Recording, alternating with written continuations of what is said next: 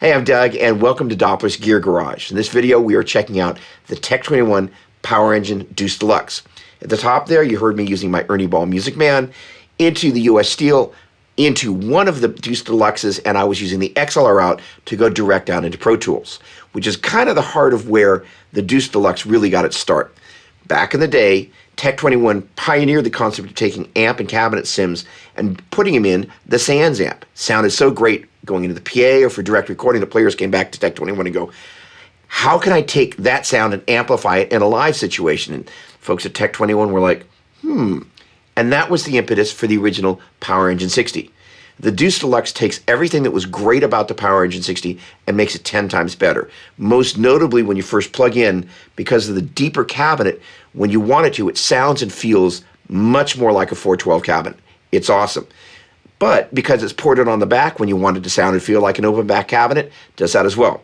It also solves a number of the problems that a player like myself runs into, whether it's using a modeler or some sort of preamp. When I'm toggling between an electric guitar or acoustic electric or bass, having one amp that can cover all of that, that's a pretty tall order. And as demonstrated by the next demo, only using the mics there, the Tech 21 Power Engine Deuce Deluxe does a great job of meeting the challenge. Let's take a listen.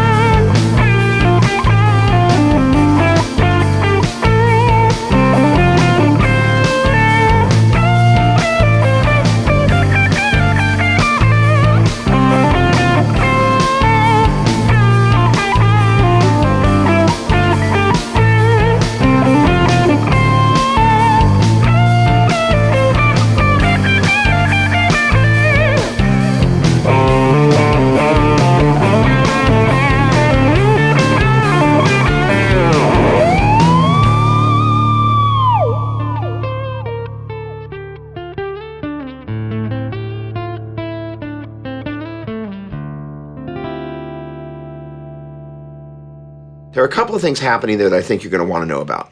First and foremost, whenever you're using a Deuce Deluxe, you should either be using some sort of modeler or a preamp. In that particular instance, I was using a combination of the two. Melody guitar into the Helix rack, coming out in stereo from the XLR outputs on the back of Helix rack into the XLR input in each of the Deuce Deluxes. Now initially, I was going to run out of the XLR outputs on the Deuce Deluxes into Pro Tools, but since I kind of did that on the first demo, I thought, you know what, let me use the mics, in this case, Roswell Pro Audio Mini K47s, and mic that up. Now, the thing that I loved, and it's important if you're a person that uses modelers and also has to have stage volume, the sound between the XLR out, which is synonymous to the sound that's going into your DAW or into the PA, was virtually indistinguishable to the sound of the mics. You gotta love that. That is to say, the direct out sound and the sound coming out of the front of the Deuce Deluxes was virtually the same. That's huge. And now the other thing I was doing with the bass, which I've never really done before, I kind of went for a hard panned biamp vibe using the Tech 21 bass driver. It's basically a Sans amp for bass. It's got quote unquote an affected output that I ran to one of the Deuce Deluxes, and then it's got a through output that I ran into a Solo Dallas Storm pedal for a little bit of limiting and a little bit of, basically it's like a preamp, and I ran that out into the other Deuce Deluxe. Again, I hard panned those, love that vibe. And then for the PRS, that's got dual outputs. The piezo I ran out into the Storm, into my Eventide H9 for a little bit of reverb, into one of the Deuce Deluxes, and then the other output, the magnetic output, I ran into the Tech 21 Liverpool pedal, which is like an AC30 in a box. Gotta love that. And that in turn ran into the Tech 21 Boost DLA out into the other Deuce Deluxe. Pan those hard left and hard right. So the rhythm guitars, hard panned, the biamp bass, hard panned, and then the melodies, I brought them in just a little bit. And what I loved about that was you had that perfect balance between the separation between the tracks, but also the glue that pulls them together. Gotta love that. Moving on.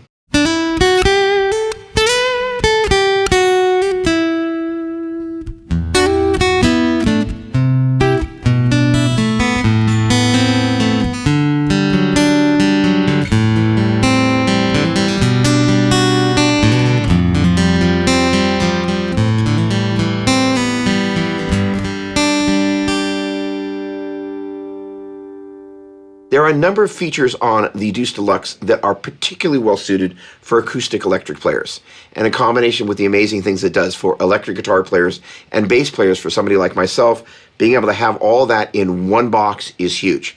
All right, for that demo, I was running out of the Martin SC13E, E as in electric, into a Grace Audio Felix preamp. I was running out of the XLR output of that into the XLR input on the Deuce Deluxe, running out of the XLR output on the Deuce Deluxe into Pro Tools, where I added a little bit of EMT 140 reverb in Pro Tools. Now, the thing about the XLR input and the XLR output on the Deuce Deluxe is that's basically a through connection. None of the other electronics in terms of the EQ and the high pass and low pass filter, and I'm going to talk about it in a moment, impact that. Now, why is that important? It means that any changes you make on the amp will not affect what the sound tech is going to hear at the board if you're using the XLR in and XLR out. That is huge. Okay, on the top of the amplifier, and they used to be on the back with the Power Engine 60, you have 3 EQ controls, treble, middle, and bass, and they're active, so you can either cut or boost by 12 dB for your bass, middle, and treble. Now, there's also a defeatable tweeter, also known as a high-frequency driver, that you can activate via switch on the back of the amplifier. Now, what's really cool about that is Tech 21 really went out of their way to make sure it was not directional, so you don't have to be right in front of the amp to hear the high-frequency driver. Further, that adds all the sparkle and the harmonics to the top of the guitar without having to tweak the treble control. Treble and that high-frequency driver allow you to really fine-tune your pick attack without having to go to one or another extreme. And again, it does not affect what's coming out of the PA or into your DAW as you're monitoring through the Deuce Deluxe. And that is huge.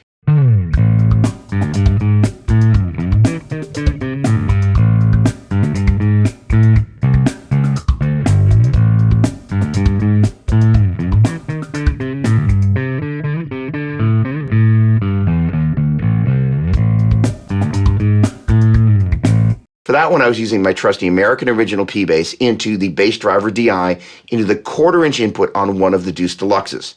Now, whether you're using the 1/4-inch input or the XLR input that's located on the back, the XLR output basically is a DI signal taking whatever is coming in and taking it straight out, bypassing the EQ as well as the high pass and low pass filter. For that one, I was actually miking up the cabinet so you can get a feel for the sound in the room, and the EQ, like all the other demos I've been doing, was actually set flat because I didn't need it. Now, the other thing is, as I mentioned, I didn't use the high pass or the low pass filter. I also did not have the tweeter engaged, but if I were going to maybe do some slapping, I would be inclined to engage that as well.